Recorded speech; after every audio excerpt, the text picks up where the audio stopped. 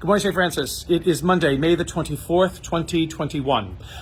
It is technically Monday of the 8th week in Ordinary Time. We descend from the heights and the glory and wonder of Easter, continuing to descend for a number of weeks from the heights, the glory and wonder of Easter into the glory and wonder of Ordinary Time, of what it means to live as people renewed, redeemed, saved, given new life, given life to its fullest because of the resurrection of Jesus Christ. We enter into this ordinary time that is summer and fall ordinary time that will take us to the end of our church year.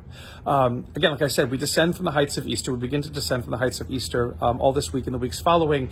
But because of the glory and wonder of Pentecost that we celebrated yesterday, we can't just basically go back to life as it was. And so on this day, on this Monday that follows Pentecost always, we celebrate a new memorial that was added to the church's calendar, the memorial of Mary, the mother of the church. And so that's what we remember today, the Monday following Pentecost. Now, there aren't many statues of Mary outside, and the one that is inside the church, I don't particularly care for too much. And so here's a statue of the Blessed Mother that sits in front of the main doors of the Franciscan school, of our school, the Franciscan school. She was in the courtyard for a while during the May crowning that we had earlier this month, and now she's placed here where she always stands to be able to welcome both new and returning students to the Franciscan school.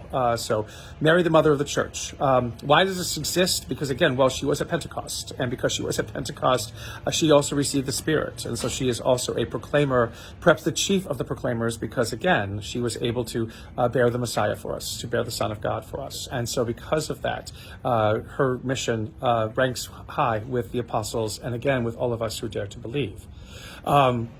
For today's readings, in the first reading, there's a choice of two, an odd choice of two, because the first one is from the book of Genesis, in which the man and the woman are experiencing the punishments they get from eating a piece of fruit. An odd kind of reading to use. So the second reading is usually better, from the Acts of the Apostles, which comes right after the Ascension, in which the apostles are told not to stare at the skies, but to get to Jerusalem and to await the descent of the Spirit that will allow them to become those who proclaim and continue to proclaim the mission and the message of Christ.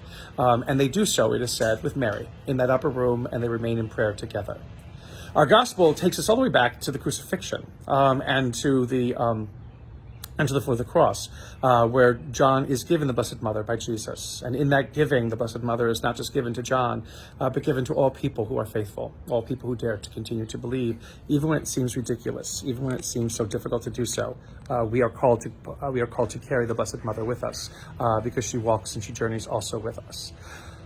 Both these two readings together, again, express the sense of mission, express the sense of something that we are called to do and called to be in this world as believers. In the same way, again, that Mary, without really understanding or knowing fully what was going to be expected of her, because she was asked to bear the Messiah, so too all of us who dare to embrace faith don't really know whatever will be asked of us or what will become of us. All we know is to trust in this God. To trust in this God who raised Jesus from the dead, who gave the Spirit not just to the apostles, but to all of us, who gives us the ability to speak words that offer hope, that offer wisdom, that offer courage, that offer confidence, that offer love, that offer forgiveness. This is our mission. This is what we are called to do. We don't exactly know how much or whatever it is that Mary said or did, again, when she received the Spirit and how that affected her. But we know that because of her witness, salvation begins. We know because of her saying yes to God, salvation is made possible. Because of her role, because of her actions, we are allowed to have the faith that we are allowed to possess now. With that faith, we're asked to do something. We are asked to do something with that faith. With that faith, we are asked to do great things, to be a people of hope who see differently, to be a people of hope who reverse the changes that sometimes we see condemning our world and turning our world into a terrible place. This is a woman of the Magnificat, a woman who talked about casting down the mighty from their thrones and raising up the lowly, to send those who are rich empty away, and to give food to those who are hungry and those who are challenged. Again, that kind of reversing of the status quo, that kind of radical viewpoint towards the world and towards humanity within it, is also our mission as believers, and is a mission that we are asked to fulfill again and again. As we move into the day-to-day of ordinary time, the day-to-day of living this faith, may we seek to shake up the status quo always, to bring forth the kingdom, and to allow the world that freedom and that peace which only God can give. and may the Lord give you peace.